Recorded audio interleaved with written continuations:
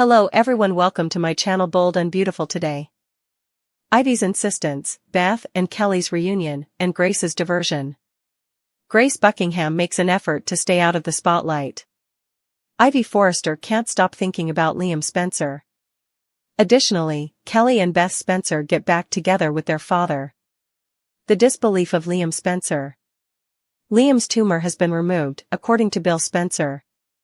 Finnegan, Steffi Forrester, is overjoyed. Liam can't believe it. I hope Logan is open to the kids coming. Most cases don't end like this, John Finnegan informs Bill. According to Bill, it's a miracle. The doctor appears unsure. Speaking at his son's bedside, Bill says he would stop at nothing to help him. Bill acknowledges that if something were to happen to him, Steffi, or the girls, he would never be able to forgive himself. Kelly and Beth have been escorted upstairs by the babysitter. They are aware that he was hospitalized, but they are unsure of why. Liam develops a bond with Beth and Kelly. This was the best $1 million Bill has ever spent, he tells himself. The good news about Katie Logan. Brooke Logan, Ridge Forrester, and Taylor Hayes are still discussing Italy at Forrester Creations. Will Spencer and Katie Logan show up with wonderful news? Liam's miracle is explained by Katie and Will. Will acknowledges that his father has recently made some poor choices. Following Ridge's outburst, Will reassures everyone that saving Liam's life was a wise decision. Taylor expresses concerns, but Will is happy that his sibling is immortal.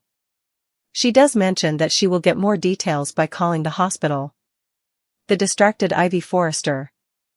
Ivy is preoccupied while Electra Forrester discusses her pieces in another office. Ivy shares with Electra how Liam was there for her when she was at her lowest. Liam is quite unique, in Ivy's opinion. Ivy questions whether she would have had another opportunity with Liam. She must now determine how to bid farewell for good. Ivy's perspective has changed as a result of the brain tumor. Buckingham's diversion by Grace. Bridget Forrester bursts into the hospital as Grace is reading a text. Bridget asks some questions, but Grace is too busy to respond. Grace answers the phone after Bridget departs. She was ready to call them. They have deposited the $1 million. Grace recalls a time when she told everyone about the tumor. Bridget, meantime, can't stop thinking about how strange everything is. Liam Spencer's bedside, pierced only by the quiet hum of medical machinery and the profound disbelief etched onto Liam's own face. Bill Spencer, radiating a paternal fervor rarely seen, had just delivered the impossible news. The inoperable tumor pressing against Liam's brainstem was gone. Vanished. A medical anomaly defying grim prognosis. Steffi Forrester Finnegan, tears of sheer, unadulterated relief streaming down her cheeks, clung to her husband's hand, her world recalibrating moment by moment from abject terror to dizzying gratitude. Liam, however, remained adrift in a sea of incredulity. Gone, he whispered, the word tasting foreign, impossible, on his tongue. It wasn't just the physical absence of the mass, it was the sudden, jarring removal of the sword of Damocles that had hung over his future, his family. His thoughts instinctively flew to his children, the anchors of his life. Hope wants the kids to come, Steffi murmured, her voice thick with emotion, understanding the deep, visceral need for connection blooming in him. Hope Logan's request resonated. The girls needed to see their father whole, safe, a tangible reassurance against the unspoken fears they must have harbored. Yet, the atmosphere wasn't pure elation. John Finnegan, Steffi's husband and a doctor grounded in the harsh realities of medicine, stood slightly apart, his professional demeanor a counterpoint to Bill's jubilation. Bill, this is extraordinary, Finn stated carefully, his gaze meeting Bill's intense one. Most cases like Liam simply don't end this way. The odds were. He trailed off, the unspoken gravity hanging heavy. Bill, however, brushed aside statistics with the fervor of a zealot. Odds? Finn, this is a miracle. Pure and simple. His booming declaration filled the room, yet a subtle shift in the attending physician's expression, a fleeting flicker of profound doubt quickly masked by professional neutrality, whispered volumes. It was a silent counterpoint to Bill's certainty, a seed of unease planted in the fertile ground of this extraordinary event. Bill, undeterred, leaned closer to Liam, his voice dropping to a low, gravelly register thick with uncharacteristic vulnerability. "Son," he began, the word laden with decades of complicated love and regret, "I would move heaven and earth for you. You know that, right? Anything. Anything." His gaze swept to Steffi, then seemed to encompass the space where his granddaughters would soon be. "Losing you, or Steffi, or those precious girls, that's a darkness I could never crawl out of. Never forgive myself." The raw honesty in his admission momentarily silenced the room, revealing the deep well of fear that had fueled his desperate hope. That hope manifested physically moments later as the nanny arrived, ushering in a whirlwind of youthful energy. Kelly, all bright eyes and bouncing curls, and Beth, her expression a touch more serious but no less eager, burst into the room. They knew Daddy had been sick and in the hospital, a concept frightening yet abstract, shielded from the terrifying specifics. Now, seeing him awake, smiling, however tentatively, the abstract dissolved into pure, unadulterated joy. Kelly scrambled onto the bed, peppering Liam with questions about the hospital food and the cool buttons on the bed, while Beth leaned in for a careful hug, her small hand patting his cheek with heartbreaking tenderness. Liam gathered them close, the solid, warm reality of his daughters against him, Kelly's effervescent chatter, Beth's quiet presence, was the most potent medicine, the truest confirmation of life reclaimed.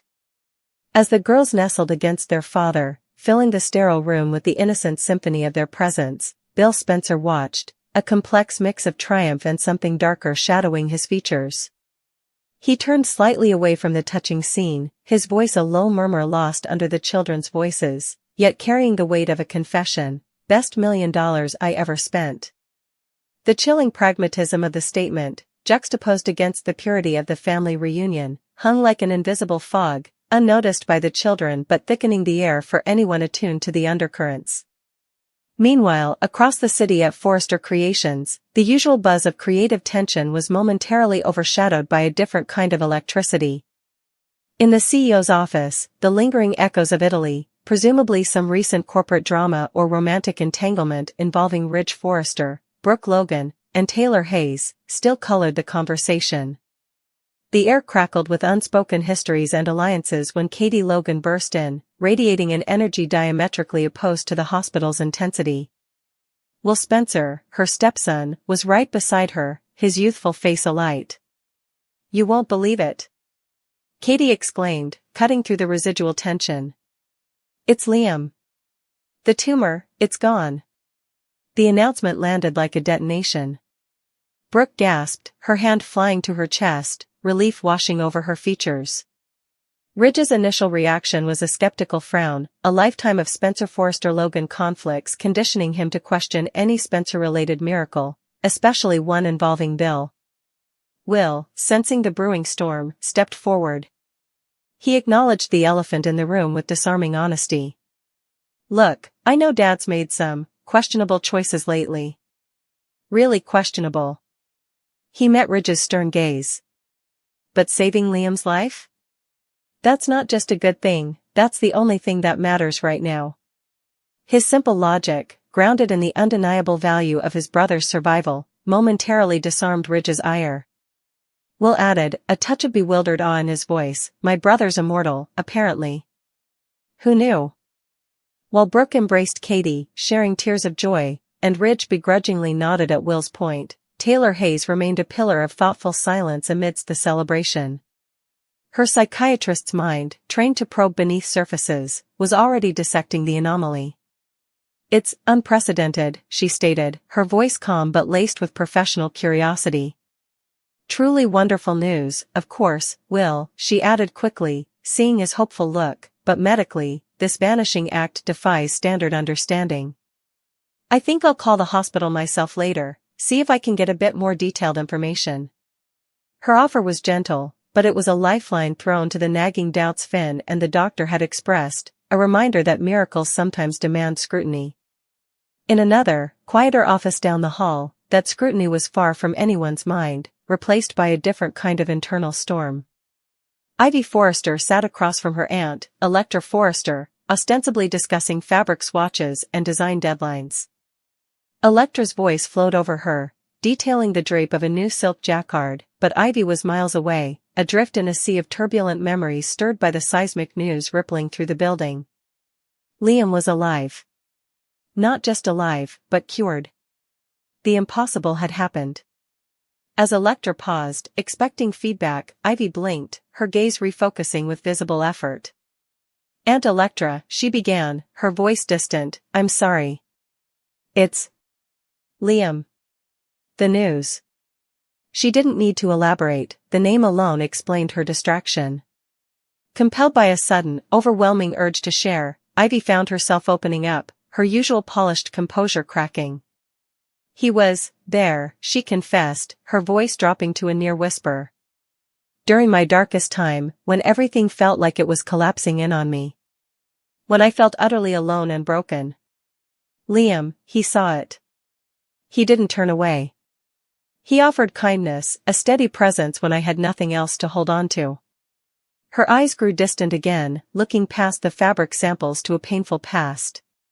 "He's just incredibly special. You know?"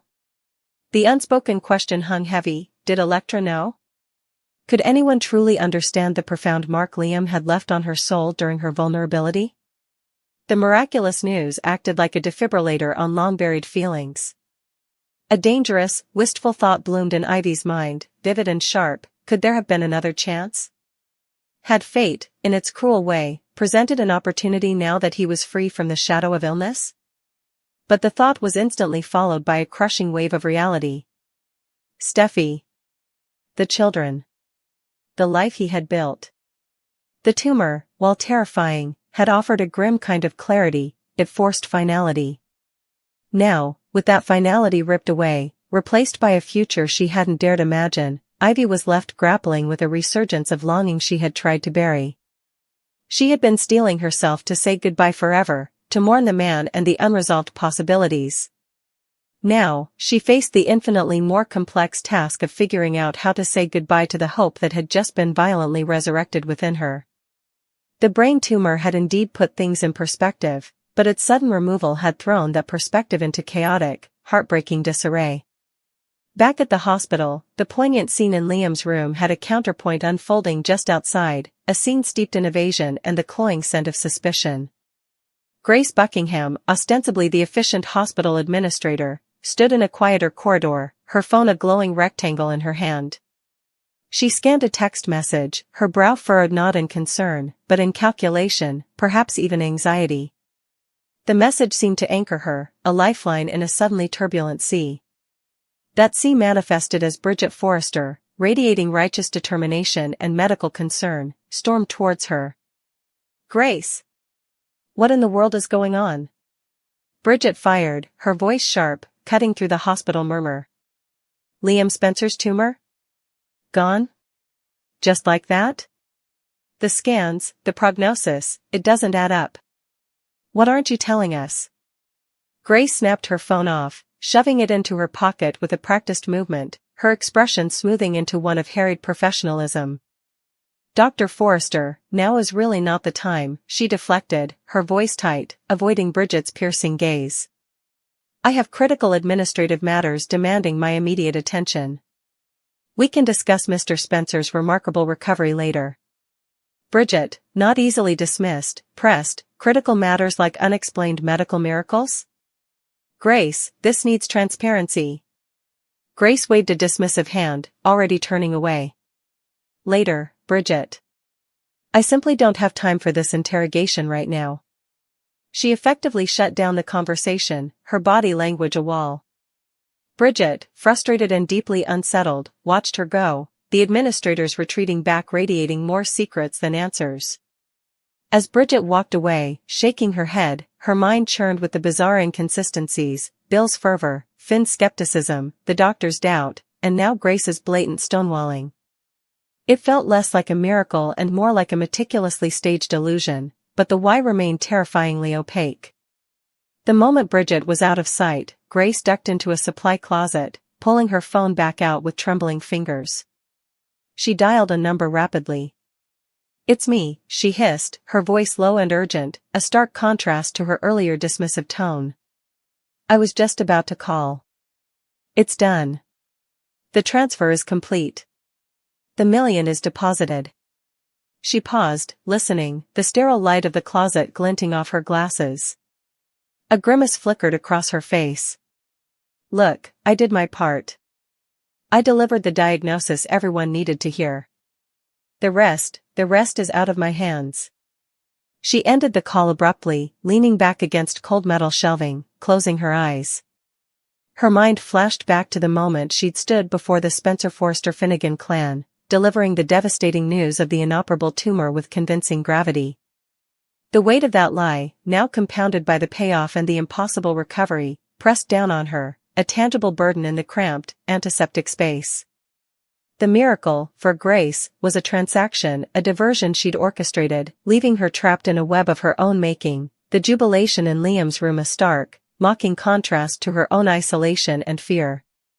Thus, in the glittering world of Los Angeles power and passion, a single day wove together threads of profound familial love and relief as Liam held his daughters, finding solace in their innocent presence, the dangerous resurgence of buried longing and unresolved history in Ivy's conflicted heart, and the chilling undercurrent of deception embodied by Grace's diversion and Bill's cryptic $1 million remark, all orbiting the inexplicable, joyous, yet deeply suspect medical miracle that had granted Liam Spencer an unexpected future, a future whose foundation felt unsettlingly fragile, built on a convergence of desperate hope, potential manipulation, and secrets yet to unravel.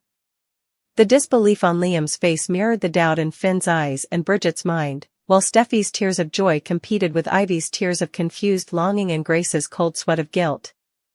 The reunion was real, the relief palpable, but the shadow cast by the unanswered questions, the how of the tumor's disappearance, the why behind Grace's actions, the true cost of Bill's $1 million, and the unresolved ache in Ivy's soul, promised that the aftermath of this miracle would be anything but peaceful. The weight of it all, a potent mix of elation, suspicion, and yearning, settled over the city, heavier than the smog. Is Grace going to go into hiding? For the wrong reasons, Liam. After declaring Liam's tumor incurable, she suddenly discovered a cure. What will happen to the doctor who is on the verge of collapse next? What's the matter with Grace? For someone who is worried about Liam's health, Grace is behaving shadily. She has participated in his care from the start. It was Grace who found the tumor in his brain. It was untreatable and inoperable, she said. She gave the impression that Liam was dying. She was now concealing the secret treatment in the back of her pocket, nevertheless. Grace told Liam and Bill that the mass in his brain could be removed through this experimental process. Nothing was questioned by them. They were both so desperate to try anything, in fact. The price tag didn't matter to Bill. He valued saving his son's life above all else. Grace might be on the run, though, since it appears that she is outperforming Bill. Running away. Bridget questioned Grace about the operation, which went against hospital protocol, during the Monday, July 21st edition of B&B. Grace avoided the questions as if she were competing in a dodgeball match. She had previously texted Bill regarding Liam's scan while she was at Santa Anita. This raises the question of whether she will go back into hiding. She may take a plane to Europe instead of Santa Anita. She could claim that she is needed by her daughters. She will also continue to be questioned regarding the top-secret process. It's not just Bridget who has inquiries. Finn will want to know who started the process and how this came to be. We have reason to believe that Grace was coerced into operating on Liam. What do you think? Is Grace going to go into hiding? Or do you believe that this dubious process will cause her to lose everything? Share your opinions with us in the comments section. Your urgent questions are what we want to know. Liam Spencer's brain tumor a death sentence, unequivocally labeling it inoperable and untreatable, fostering an atmosphere of resigned grief around Bill and his son. Then, with the jarring suddenness of a stage magician revealing a rabbit, she produced a miraculous, experimental cure, a procedure shrouded in such secrecy and blatant violation of hospital protocol that its very existence feels less like medical innovation and more like a weaponized secret. This breathtaking reversal isn't just a plot twist, it's the detonator placed under Grace's professional life and personal freedom. Her current shifty demeanor, far from the concerned healer she presented herself as, is the unmistakable tremor of guilt and panic. She dodges Bridget Forrester's pointed, professional inquiries with the frantic agility of someone playing dodgeball with grenades, her evasiveness screaming volumes where her words carefully avoid the truth. The revelation that she texted Bill critical scan results from Santa Anita, a location seemingly disconnected from her official duties, adds another layer of furtive behavior, painting a picture of clandestine meetings and hidden agendas. This pattern of operating in the shadows, of compartmentalizing critical information, doesn't merely suggest she might flee, it strongly implies that fleeing is a well-worn instinct, a path she's navigated before and is psychologically, perhaps even logistically, prepared to tread again.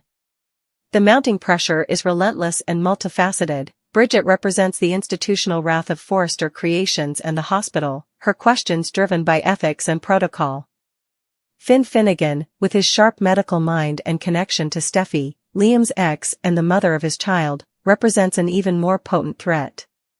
His inevitable investigation won't stop at how, it will demand why and who. Who truly initiated this rogue procedure? Where did the funding originate? What leverage was applied? The specter of blackmail hangs heavy over Grace's actions. The sudden shift from hopelessness to risky intervention suggests an external force compelling her, turning her medical expertise into a tool wielded under duress. Was she threatened? Bribed? Or is she entangled in a web of her own making, perhaps financially desperate or compromised by a past mistake now exploited?